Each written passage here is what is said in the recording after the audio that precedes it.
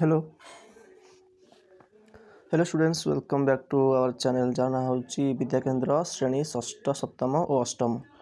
यही chapter previous part रे आमे एही विषयर सब टॉपिक्स गुडी को कवर करथिले, जहाँकि खाद्य काहू कहंती, खाद्यर उत्पादन एवं विभिन्न प्रकार प्राणी खाद्य दृष्टि खाद्य खाଇବା दृष्टि प्राणी मानकू केते भाग रे विभक्त कराइछि, जपरि कि मांसाहारी शाकाहारी और सर्वाहारी। ये सब आमे माने कंप्लीट चैप्टर आमे कवर कर देथिले यार प्रीवियस पार्ट रे, माने पार्ट 1 रे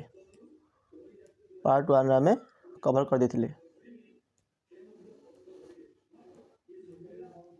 ए पार्ट रे आमे ए चैप्टर क्वेश्चन आंसर डिस्कशन करिबा, संपूर्ण अभ्यास कार्य एही पार्ट रे आमे डिस्कशन करिबा।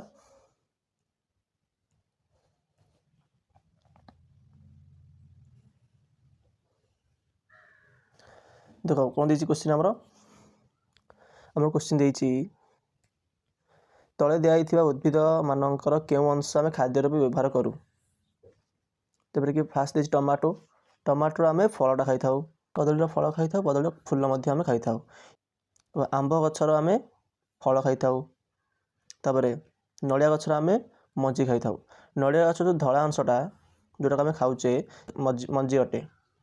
नड़िया गछर फल कहले जो कत्ता अंशटा तार अछि एटा तार फल कहंती, त मंजी जो धळा अंशटा खाउचे आमे एटा तार मंजी।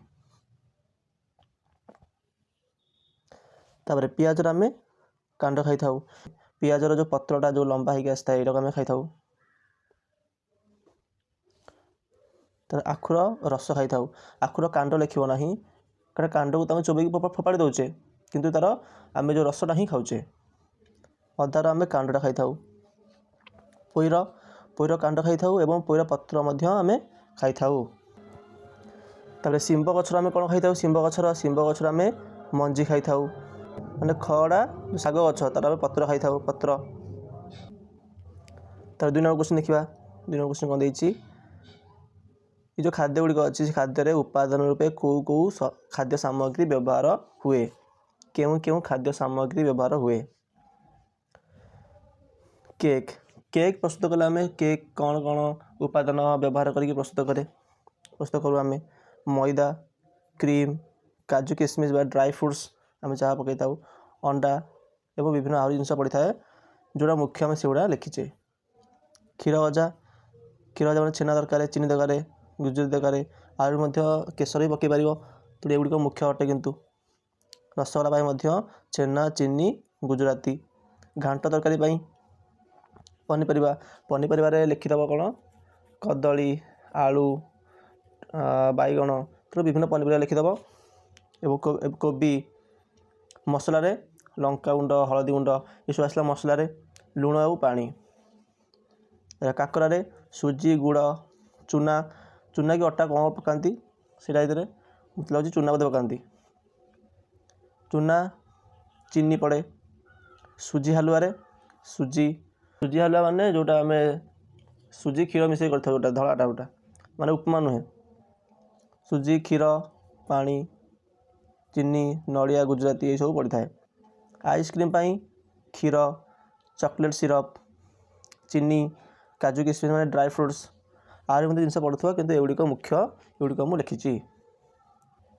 नेक्स्ट हम देखिबा, नेक्स्ट क्वेश्चन, पोड़ पिठा तैयारी पाई आवश्यक उत्पादन गुडी को ना लेख, सेही उत्पादन गुडी को केउ उत्सरु मिली थाए सेगुडी को मध्य सूचेबा।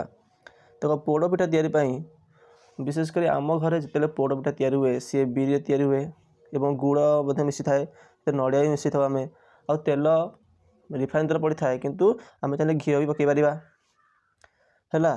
तेबे एथुरु घीटा होची प्राणी ठारू मिली थाए, बिरी, गुड़, नड़िया सब आम उद्भिद ठारू पाई थाउ। आउ मध्य जो मानक घरे आउ जा पकाउथुवा पोड़ पिठारे ताकू तमे लिखि पारिबो। नेक्स्ट क्वेश्चन देखा 4 नंबर क्वेश्चन, निम्नोक्त जिनस मध्यरे थिबा दुईटी पार्थक्य एवं सामंजस्य लेख। पाचिला अमृतभंडा एवं कंचा अमृतभंडा एमान मध्य थिबा दुईटी पार्थक्य प्रथम लिखिबा। देखो पाचिला अमृतभंडा मीठा लगे, आ कंचा अमृतभंडा मीठा लगे नाही। तारे पाचिला अमृतभंडा तार रंगटा होची कोन, ता भितर रंगटा होची कमला किंबा लाल, एवं कंचा अमृतभंडार भितरटा होची धळा रंगर। आउरी मध्य गोटे पार्थक्य लिखि पारिबो जे कंचा अमृतभंडा को आमे तरकारी यूज करथाउ, କେଉଁଥିରେ ତରକାରୀ ୟୁଜ୍ କରିଥାଉ। ଆଉ ପାଚିଲା ଅମୃତଭଣ୍ଡାକୁ ଆମେ ସେମିତି ଖାଇଥାଉ। ସାମଞ୍ଜସ୍ୟ କ'ଣ ଲେଖିବା? ଦେଖ, ପାଚିଲା ହେଉ କିମ୍ବା କଞ୍ଚା ହେଉ ଉଭୟର ଚୋପାଟା କ'ଣ ସବୁଜ, ପ୍ରାୟ ଦେଖିବାକୁ କ'ଣ ସବୁଜ ଲାଗେ, ସବୁଜ ରଙ୍ଗର, ଏବଂ ମଞ୍ଜିଟା କଳା। କଞ୍ଚା ଅମୃତଭଣ୍ଡାର ମଞ୍ଜି ବି କଳା ଅଛି, ପାଚିଲା ଅମୃତଭଣ୍ଡାର ମଞ୍ଜି ବି କ'ଣ ଅଛି, କଳା ଅଛି।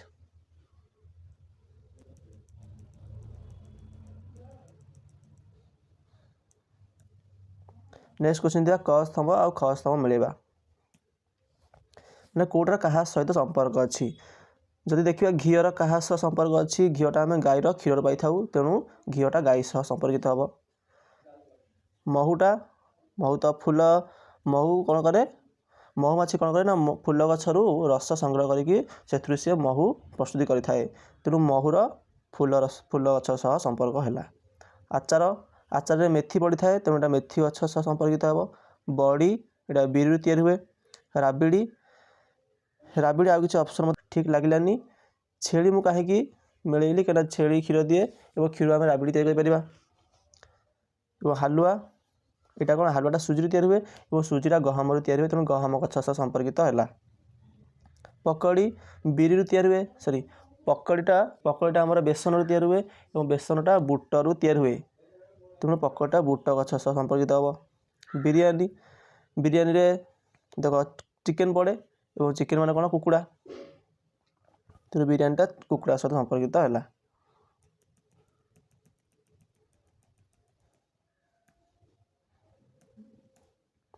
ତାପରେ ଦେଖିବା 6 ନମ୍ବର କ୍ୱେଶ୍ଚିନ୍, ପାଳଙ୍ଗ ଶାଗ, ପାଳଙ୍ଗ ଶାଗ ଯେଉଁ ଯେଉଁ ଖାଦ୍ୟ ତିଆରି ପାଇଁ ଉପାଦାନ ରୂପେ ବ୍ୟବହୃତ ହୁଏ ତନ୍ମଧ୍ୟରୁ 5ଟି ଲେଖ।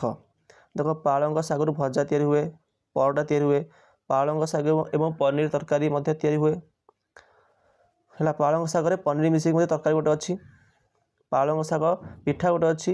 ପାଳଙ୍ଗ ଶାଗ ସନ୍ତୁଳାରେ ମଧ୍ୟ ପାଳଙ୍ଗ ଶାଗ ପଡ଼େ। ତାପରେ ନେକ୍ସଟ କ୍ୱେଶ୍ଚିନ୍ ଦେଖିବା, ଅଣ୍ଡା ଯେଉଁ ଯେଉଁ ଖାଦ୍ୟ ତିଆରି ପାଇଁ ଉପାଦାନ ରୂପେ ବ୍ୟବହୃତ ହୁଏ ସେଥିରୁ କେତେଗୁଡ଼ିକ ନାଁ ଲେଖ।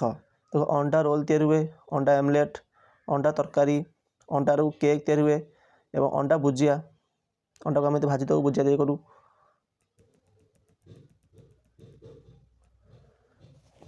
ହେଲା, ତେଣୁ ଇଏ ଫାର୍ଷ୍ଟ ଚାପ୍ଟର ବହୁତ ଇଜି ଚାପ୍ଟର, ଏଥିରେ ବହୁତ କିଛି କଠିନ ପାଠ ନାହିଁ ହେଲା, ଏହା ତୁମ ଆରାମରେ ତୁମର ମନେ ରହିଯିବ। ନେକ୍ସଟ ଚାପ୍ଟରରୁ କିଛିଟା କଠିନ ବିଷୟ ଆସିବ, ସେତେ କଠିନ ବି ନୁହଁ, କାହିଁକିନା ମୁଁ ଅଛି, ମୁଁ ତୁମକୁ ଭଲରେ ବୁଝିଦେବି, କିଛି ବୁଝିବାର ଅସୁବିଧା ତୁମର ହେବ ନାହିଁ।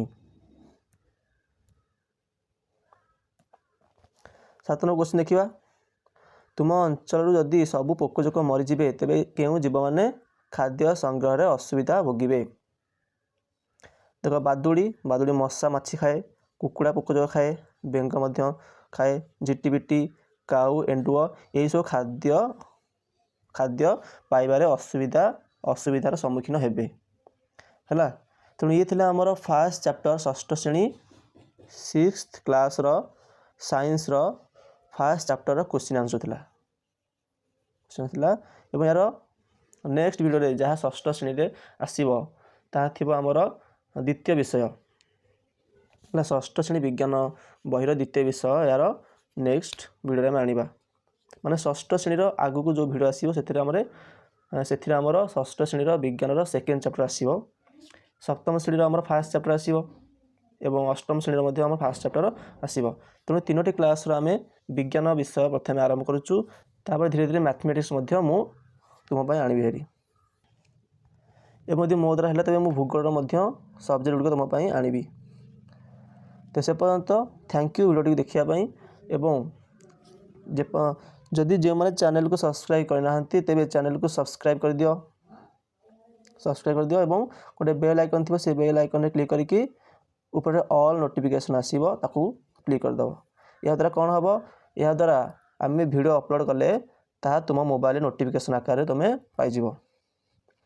ଏବଂ ଡାଉଟ୍ କ୍ଲିୟର ପାଇଁ ମୁଁ ଗୋଟେ ଟେଲିଗ୍ରାମ ଗ୍ରୁପ୍ ଏବଂ ହ୍ୱାଟ୍ସଆପ୍ ଗ୍ରୁପ୍ ଖୋଲିଛି, ଯାହାର ଲିଙ୍କ୍ ତୁମମାନଙ୍କୁ ଡେସ୍କ୍ରିପସନ୍ ବକ୍ସରେ ମିଳିଯିବ। ଯେଉଁ ପିଲାଙ୍କର ଯେଉଁ ବିଷୟରେ ବି ଡାଉଟ୍ ହେଉଛି ତାକୁ ତୁମେ ଯାଇକି ସେଇ ଗ୍ରୁପ୍ରେ ପଚାରିପାରିବ। ପିଲାମାନେ କ୍ୱେଶ୍ଚିନ୍ର ଫଟୋ ଉଠେଇକି ସେଠାରେ ସେଣ୍ଡ କରୁଛନ୍ତି ଏବଂ ସେହି କ୍ୱେଶ୍ଚିନ୍ର ଆନ୍ସରକୁ ମୁଁ ସେମାନଙ୍କୁ ସେଣ୍ଡ କରିଦେଉଛି।